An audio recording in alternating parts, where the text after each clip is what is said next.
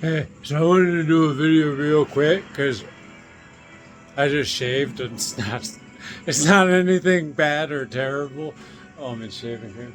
But anyway, I just did a test and I wanted to get this out as quickly as possible because I know um I got asked before and I want to make sure that if my advice changes, and it is changing, um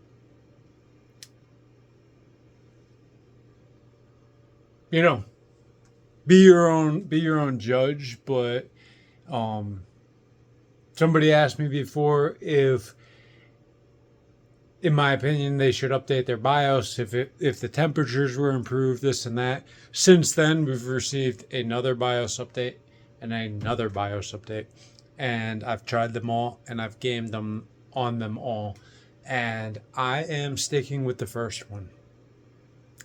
I have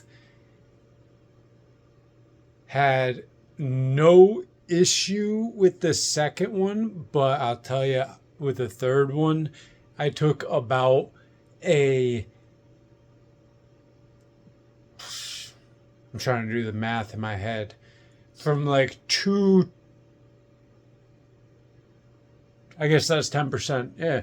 A 20 frames per second haircut, 10% haircut on the CUDA workload. So, like, something comparable if you were training AI or if you're running CUDA and you have a bunch of processors. Um, that I took a 20% or 10% haircut, 10% haircut on the latest BIOS update. No other changes.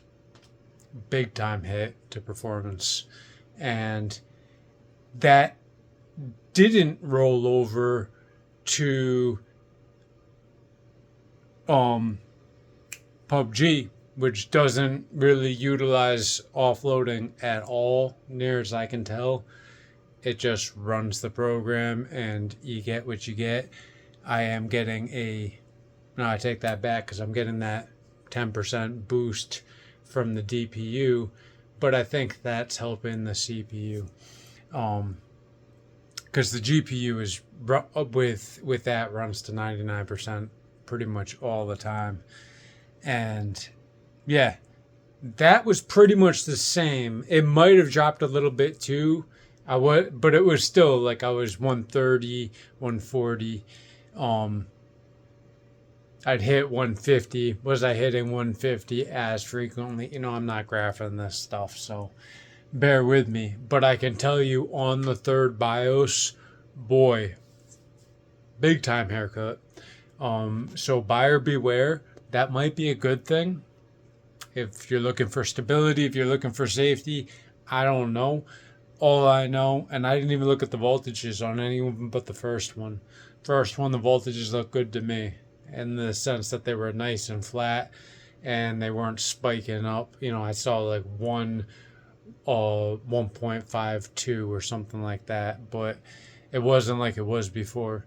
And that was the high after gaming and all that. So I'm sticking with that one. That's what I'm doing. I think it's the right move from a performance standpoint, and I'm only saying that from a performance standpoint. Um, I haven't crashed since I had that update, um, and I figured out one other change I had to do with a security setting that was causing blah blah blah. But that aside, I haven't had one stability issue, not enough memory error or anything like that since this last BIOS update, and or the first BIOS update. And I tried the second one. I didn't notice anything. I didn't really do a deep dive. Third one, nope.